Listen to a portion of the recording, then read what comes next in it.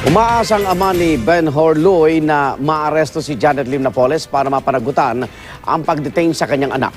Duda rin daw ang mga kaanak ni Napoles sa mga paliwanag sa pagyaman niya lalo't nasaksan nila ang buhay nito sa Mindanao. At mula sa Zamboanga City, darito ang exclusive report ng saksing si Haji Riata. Malungkot pa rin ako kasi kamag-anak ko pa rin sila. Kaya lang, magpasalamat din ako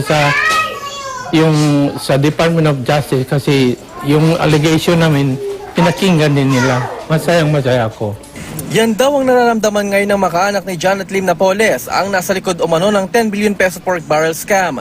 Umaasa raw silang maaresto na si Napoles para pagbayaran ang kasalanan niya mula sa pagdukot umano sa pinsang si Ben Horloy hanggang sa muna'y bigla niyang pagyaman. Nakapagtataka raw lalo't kapag babasehan ng mga larawang pinakita nila sa akin sa sari-sari store sa Maluso, Basilan, kumikita noon ang ina ni Janet. Wala raw pag-aaring lupa at babuyan ang mga Napoles. Habang nagpinapaaral silang magkakapatid, yung mama niya tumutulong sa tindahan, sari-sari store. Palaisipan din kung pag-aari rin ni Napoles ang Mount Apo Inn sa Kidapawan City.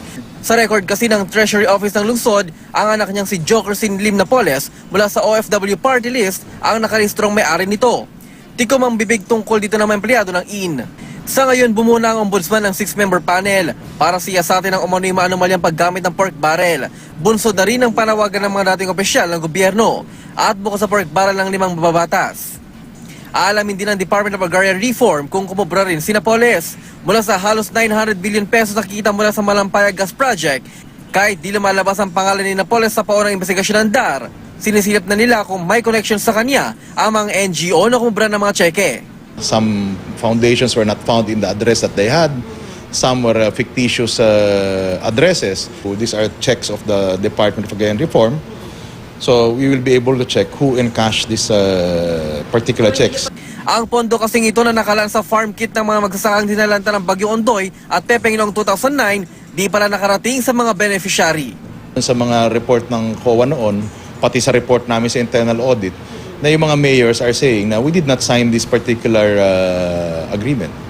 So where did the money go? That's what we're tracing right now. Mula rito sa Zamboanga City, ako si Haji Riata, ang inyong saksi.